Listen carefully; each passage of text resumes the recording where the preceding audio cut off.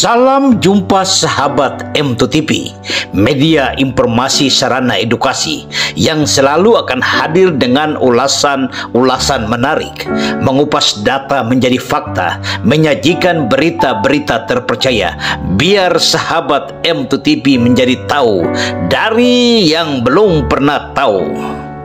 Baiklah sahabat M2TV, kali ini kami akan hadir dengan ulasan tentang stop suksesi kolusi. Kabupaten Karimun butuh pemimpin visioner. Tetapi sebelum kami lanjutkan ulasan ini, jangan lupa subscribe, like, dan komen konten-konten M2TV, biar kami akan selalu hadir dengan ulasan-ulasan menarik yang tentu akan menghebohkan. Berdasarkan penelusuran Wikipedia, sejarah Kabupaten Karimun merupakan bagian dari kekuasaan Kerajaan Sriwijaya hingga runtuhnya pada abad ke-13. Pada masa itu, Pulau Karimun merupakan pelabuhan dagang yang cukup ramai. Hingga pengaruh Kerajaan Melaka tahun 1414 melalui beberapa kali pertempuran yang cukup sengit. Pada tahun 1511, Kerajaan Melaka jatuh ke tangan Portugis. Dan pada saat kejatuhannya, Sultan Kerajaan Melaka Mansur Shah mengeluarkan titah bersifat perintah melarang keturunan raja-raja untuk tinggal di Malaka. Pada saat inilah terbentuk kerajaan-kerajaan kecil di pesisir Selat Malaka seperti Kerajaan Indrasakti, Kerajaan Indrapura, dan Kerajaan Indrapuri. Sementara itu, banyak sekali rakyat Malaka yang menyeberang tinggalkan Malaka, lalu tinggal di beberapa pulau di sekitar pesisir Selat Malaka seperti Karimun, Pulau Batam, Pulau Bintan, hingga ke Pulau Lingga. Sejak jatuhnya Kerajaan Melaka dan lahirnya Kerajaan Johor, sejarah mencatat Karimun dijadikan pangkalan angkatan laut untuk pertempuran dengan Portugis. Pada tahun 1722 sampai 1784, sejarah juga mencatat Karimun berada dalam kekuasaan Kerajaan Riau Lingga.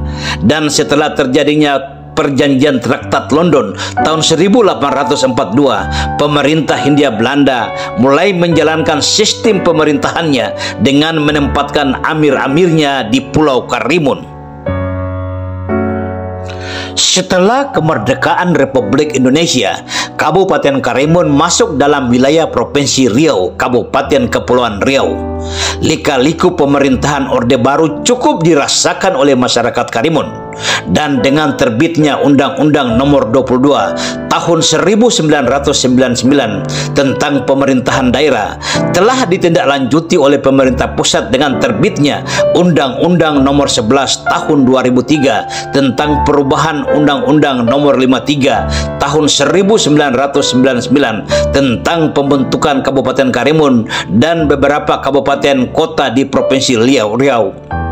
Silih berganti putra-putri terbaik Kabupaten Karimun telah memimpin pusaka leluhur warisan nenek moyang tanah Melayu Karimun, mulai dari Bupati H.M. Sani, lalu berganti ke Haji Nurdin Basirun selama 2 periode, dan sekarang Bupati Hauno Rapik sedang menjalani masa kepemimpinannya periode kedua. Masing-masing pemimpin telah menjalani periode kekuasaannya dengan warna dan wajah kepemimpinan sendiri. Apa yang telah ditoreh oleh masing-masing kepala daerah, biarlah rakyat Karimun saja yang akan menilainya. Dalam pemilihan kepala daerah tahun 2019 yang lalu, proses pemilihan kepala daerah Kabupaten Karimun termasuk satu kompetisi yang panas dan menjadi isu nasional. Apa tidak, seorang calon petahana hanya mampu menang tipis dengan 86 suara pemilih. dalam sesi sengketa pilkada di Mahkamah Konstitusi, bocoran dari Panitera Mahkamah Konstitusi, Majelis Hakim Mahkamah Konstitusi yang memeriksa permohonan sebelum sampai kepada pemeriksaan saksi pemohon telah menyimpulkan potensi mengabulkan permohonan pemohon sangat besar, tetapi semuanya menjadi sirna, hancur berantakan setelah saksi pemohon pasangan Iskandar Syah Anwar Abu Bakar tidak mampu meyakini hakim. Saksi terkesan bingung dan tidak bisa berbicara banyak di dalam ruangan persidangan. Hal penting yang harus dipahami oleh para penguasa Kabupaten Karimun, belajar dari pilkada tahun 2019. Rakyat Karimun rindu akan pemimpin yang lahir dari rahim demokrasi kerakyatan. Rakyat Kabupaten Karimun betapa ingin seorang pemimpin bukan dari bayang-bayang kekuasaan masa lalu dan masa kini. Rakyat Karimun betapa rindu pemimpin yang lahir dari kehendak rakyat, bukan rekayasa sekelompok orang. Dinamika politik khususnya calon kepala daerah sudah mulai mengkerucut di seputar pembicaraan kedai kopi masyarakat Kabupaten Karimun. Ada beberapa calon yang sangat berpotensi sekaligus memiliki kapasitas, kapabilitas, dan integritas sebagai kepala daerah Kabupaten Karimun. Dari sejumlah nama, 3 nama yang sudah sangat dipastikan maju sebagai calon kepala daerah Kabupaten Karimun, masing-masing Iskandar Syah, Rocky Marciano Baole, dan Raja Bakhtiar. Ketiga figur ini adalah putra-putra terbaik asli tanah Melayu Kabupaten Karimun yang telah banyak memakan asam garam tentang pembangunan jalinan kerjasama antara eksekutif, yudikatif, dan legislatif karena sama-sama pernah menjadi anggota DPRD kabupaten maupun provinsi. Semakin dekat tahun-tahun politik, semakin banyak spekulatif bakal calon alternatif yang berasal dari pejabat aparatur sipil negara atau mantan pejabat aparatur sipil negara.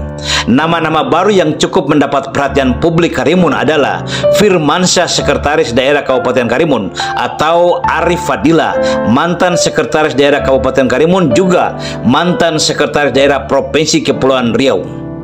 Jika kita berbicara tentang hak tiap-tiap warga negara untuk memilih dan dipilih sebagai kepala daerah, maka siapapun boleh menjadi calon kepala daerah selagi memenuhi syarat undang-undang pemilihan kepala daerah ataupun undang-undang pemilu. Dan terlebih lagi, semua calon kepala daerah harus memiliki modal yang besar untuk memenangkan pilkada. Modal yang besar bukan semata-mata untuk membeli suara rakyat, tetapi setidak-tidaknya untuk menggerakkan tim pemenangan harus dengan modal, karena tidak ada makan siang gratis untuk merebut jabatan politik. Kabupaten Karimun dalam bingkai demokrasi realistis, kepentasan untuk menjadi calon Bupati Karimun yang visioner, jika kita harus jujur berkata, hanya terdapat di dalam jiwa dan semangat putra-putra terbaik Kabupaten Karimun, Iskandar Syah, Rocky Marciano Baole, dan Raja Bakhtiar. Ketiga figur muda ini adalah gambaran dari pelaksanaan demokrasi kerakyatan, demokrasi realistis, tanpa otokrasi lokal dan praktek-praktek sedimentasi birokrasi yang berujung pada upaya-upaya ilegal kontrol kebijakan masa lampau. Jika pesta demokrasi pemilihan umum kepala daerah tahun 2024 hanya diikuti oleh ketiga figur ini, masing-masing Iskandar Syah, Rocky Marciano Baole, dan Raja Bakhtiar, maka pertarungan untuk merebut Karimun 1 akan berlangsung fair, seimbang, penuh kompetitif yang sehat. Tetapi jika penguasa Kabupaten Karimun kembali menyiapkan figur tertentu untuk mempertahankan terah kekuasaan kelompok, maka sejarah tahun 2019 akan kembali terulang. pertarungan akan berlangsung tidak seimbang. Akan tercipta peningkatan suhu politik ekstrim jika penguasa Karimun memainkan instrumen kebijakan publik yang bersumber daripada anggaran pendapatan dan belanja daerah untuk meningkatkan elektoral figur yang telah dipersiapkan.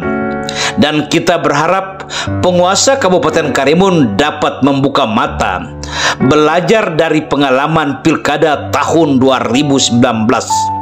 Suara rakyat adalah suara Tuhan, dan Tuhan tidak akan pernah buta dan tuli memberikan sesuatu jabatan kepada hambanya. Semua jabatan yang diberikan tidak selamanya karena seorang itu mampu. Banyak sekali jabatan diberikan sebagai ujian kepada hambanya. Maukah seorang hamba ini yang diberikan jabatan bertobat? Jika tidak juga bertobat, maka hamba yang diberikan jabatan akan diberikan hukuman dunia, ditangkap KPK, masuk dalam penjara, makan nasi ompreng. Karimun membutuhkan sosok pemimpin visioner.